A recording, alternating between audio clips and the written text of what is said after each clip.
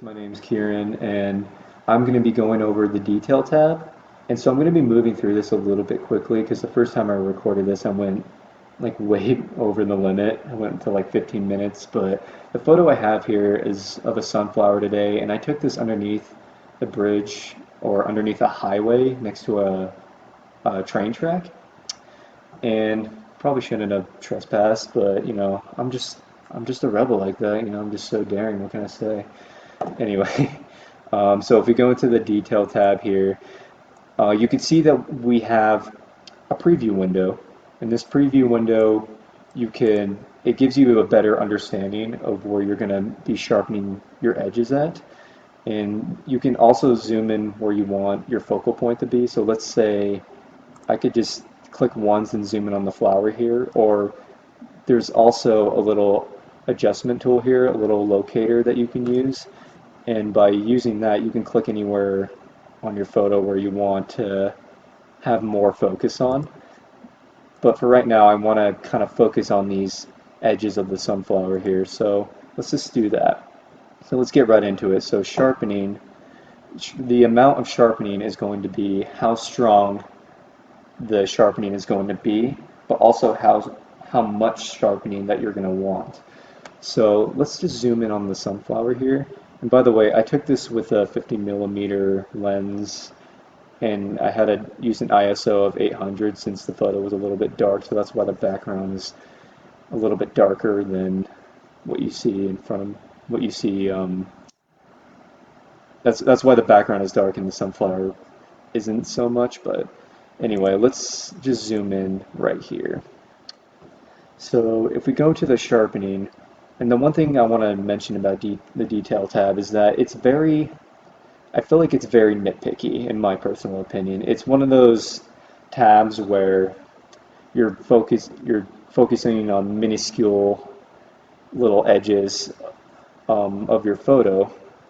And the one thing, before you get started with the detail tab, you want to make sure that you've gone through like your basic and tone curves and all this kind of stuff before you jump into the detail tab, because doing all this basic stuff first, or doing all these other presets, it's going to help you have a better understanding of what you're going to be editing or what you're going to be sharpening in your image here. So that's why I did this image, because I already fixed up the exposure and contrast and did all that kind of jazz. So I'm ready to go into detail. So anyway, the amount here, I'm going to just raise this all the way so you guys can see the change here. So as you can see, there's a lot of grain in the photo. And that's because we are sharpening everything in the photo and it doesn't look that good. So I'm going to do Control Z just so you guys can see in before and after shot. So that's what it looked like before, and then by clicking Control Y, you could see the change that we did with it so far. So there's a lot of grain because we're using a lot of sharpness and it doesn't look good at all. So, but just for right now, educational purposes, I'm just going to leave it high just so you can see that change. Now, before we jump in the radius and the detail tab, or in the detail underneath sharpening, I'm going to just adjust the mask here. Now, what the mask does, and I'm going to zoom out just so you can see it better, but what the mask does is it allows you to essentially sharpen everything. It allows you to sharpen just these edges right here. And so to give you a better understanding of that, if you go onto your keyboard and you click Alt, and notice how something changed. It says Reset Noise Reduction, Reset Sharpening. It's not resetting any of these. It's just trying to give you a better understanding of what's being changed in the image. So if I right-click while holding Alt on my keyboard, a white image will appear. And if I scroll, you could see it becomes a black and white image. And what's happening here is, you might be asking, what's going on? What's happening is that anything that is black inside the image, that's what's not going to be sharp, and everything that is white, that's what's going to be sharp. So let's say I wanted to not sharpen the edges of the graffiti in the background, and all I want to sharpen are the edges of this flower and maybe the leaves that go with it. So I would have to raise this up a bit. And um, notice how just for the main point, the edges of the flower are being highlighted. So I think that looks good right there. Maybe just a tad bit more. Yeah, like right there is fine. So let's see what kind of changed. So notice how the background, it's not as grainy anymore, right?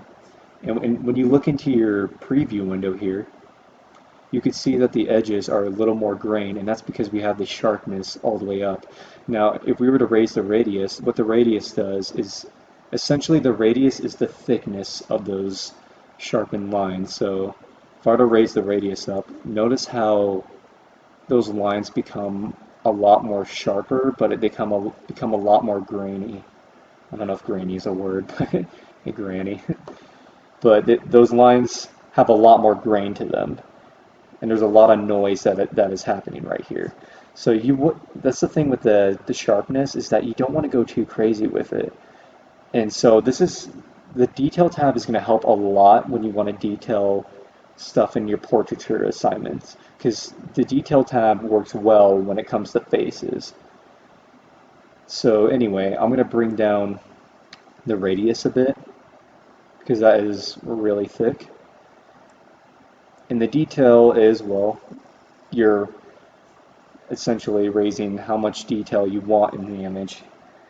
The detail is how much sharpening you want, and just kind of like the amount, but just it gives a better understanding of where that sharpening is coming from. So if you look at this right here, you can actually see the edges of the detail, and it's just way too much, and that's because we have the sharpening way too high. So let's bring that down. You can bring that down now and actually try to make this image look better. And let's make it a little bit softer.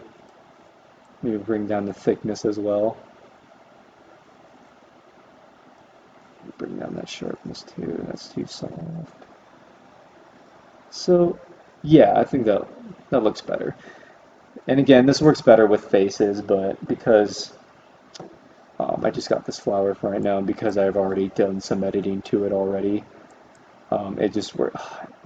Yeah, I do that a lot. I'm sorry, but I always click on this little arrow right here, and it always makes the screen go white, and I always feel like I did something wrong. So if you want to see what you've done so far, just see a before and after shot. There's this little tab up here, and you can turn off the noise reduction and the sharpening, and if you right click onto it, you can see all that grain that was there before, and it does not look good. But I like to think of it as a light switch, and so when you click it back on, a lot of that noise goes away, which is good. So now let's get down to the noise reduction tab. Now the noise reduction is broken down into two parts. You got your luminance and you got your color. Now the luminance is what's going to bring out the smoothness. So let's just raise it all the way up. Do you guys see what kind of happened there? All that grain went away. So let's bring it down. There's all that grain. Now let's bring it back up. You know, maybe this may look good to you guys because it's like, oh wow, it's very soft and smooth in the background, but the reason why you don't want to go too crazy with the luminance is because you don't want it to diminish all those details and sharpening that you've already done. So you want to just be lenient with it. No, don't go to the extreme. And honestly, you don't want to go to the extreme on all of this either. But let's try to smooth it out. And it's good to look at your preview window here just so you can see where um, those changes that are happening. So I'll start from the beginning, raise it up, smooth out those edges a little bit better. It's nice because it brings out the smoothness in the background.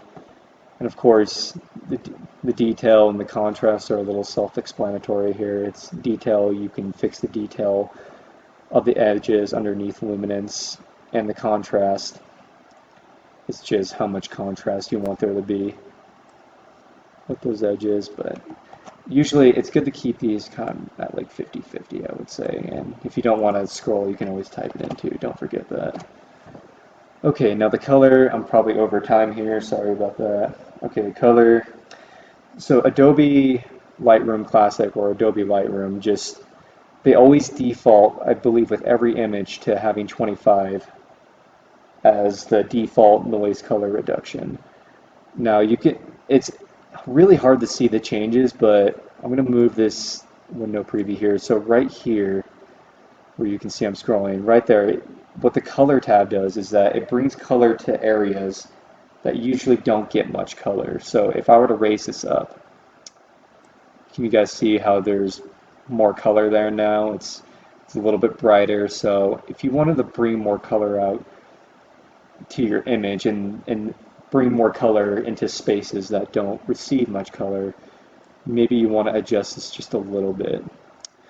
Maybe another better example, I'm going to use my locator here just to go into this petal or flower here that hasn't bloomed yet. But if I were to raise the color, you can kind of see the color becomes a touch more stronger. And that's the thing with the detail tab. Again, it's really hard to notice these changes, but you can kind of adjust the smoothness of the color too. So I'm just gonna leave it at 41. And of course, you can adjust the detail to that color and the smoothness as well. But I don't really mess with these too much either. So that's pretty much it for the detail tab. And I don't know if someone is going over this or not, the adjustment brush. I'm not going to go over it or anything, but just to throw something out there, if you wanted to just adjust the sharpness with kind of with just this radial filter, you can click on the image here and you can do all your adjustments there. But in case someone else is going over this, which someone might be, and I don't want to steal that from them, that's just something else as well where you can adjust the sharpness on a focal point of the image. That is it, guys. I hope this is a helpful video. I did probably go over 5 minutes here. Let me see. Um, yeah, that's 12 minutes. Yeah, that's shy of the 15 minutes I was at before. But anyway, that is all I got for you guys.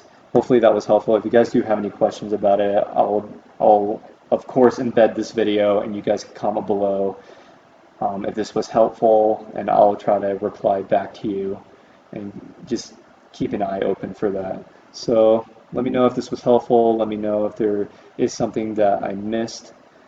And yeah, I guess I'll see you guys back in class. Have a wonderful day.